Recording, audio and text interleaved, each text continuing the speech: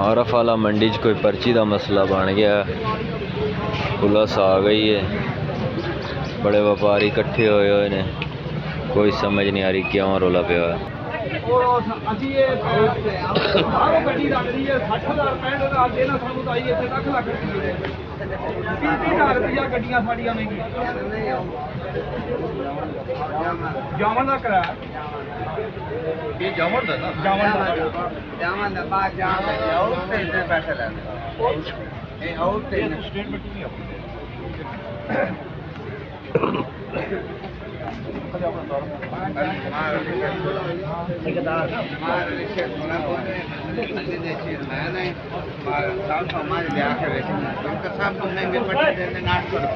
जबकि 2 साल ले रहे हैं ना, साढ़े माल ना तो जाती कहते को लाख रुपया वसूल कर रहे हैं ना, सब तो ज्यादा असि 2 में घर एक घर है, 2 में परेशान है।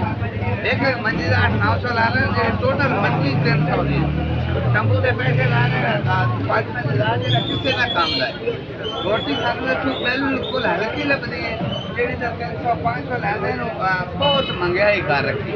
एक माज से 20,000 आ रहे हैं, पहले 6,500 आंदा, अज एक माज से 20,000 रुपये आ रहे हैं। इन्हें हर चीज़ महंगी, सिरका की डब्बी से भी 200 रुपया। जो माल का मिसाला लेने उनके भी तो डबल पैसे लेंगे। एंट्री का थोड़े लेंगे, उड़ते पैसे बहुत, वो 300 रुपया लेंगे एक जानवर का, पार्किंग लेंगे 300 माज का, 300 बच्चे का एंट्री तो लेंगे।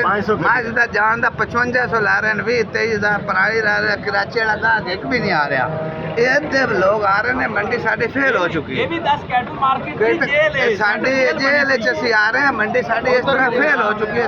साढ़े बिरा बारू माल पाते पे, मंडी च नहीं आ रहे, माल बारू पा रहे हैं। साढ़े बिरा असी बहुत परेशान है।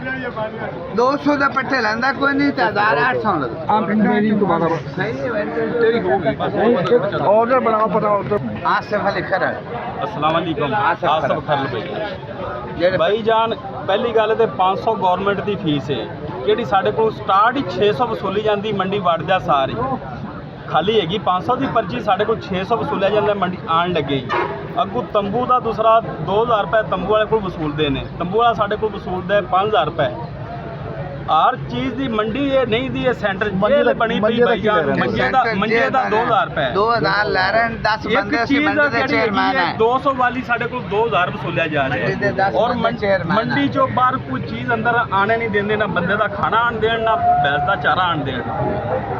10 लोग मंडी दे चेयरमैन 3,000 ले रहे हैं। 5,000 2500 बच्चे का 3,000 मैं और 5500 रुपया होता केड़ा 500 पर्ची है ओंदा 5500 वसूलिया जा 200 वाले पट्ठियां दा पुरानी का 22,500 गंद दा 2200 रुपया ले रहे हैं। 6,000 टोटल दिता है उन्हां ने।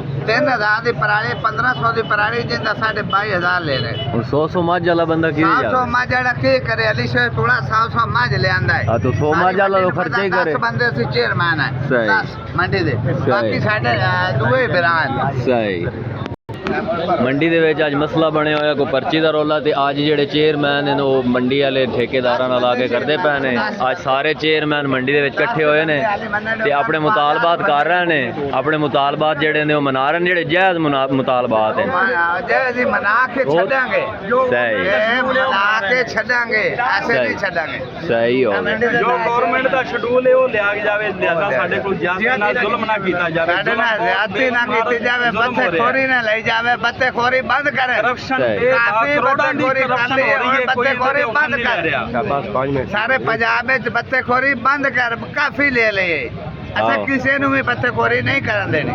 ये अली शेर तोड़ा कहते ए मार अली शेर तुल्ले ते जनाब सारे जेडे चेयरमैन इकट्ठे होए ने, आदन जेडे जायज़ मुतालबात हैं, जेडी करप्शन है, जेडी ज्यादती हो ना होवे, जो जायज़ है भी नहीं देनी। ए जनाब नहीं देनी।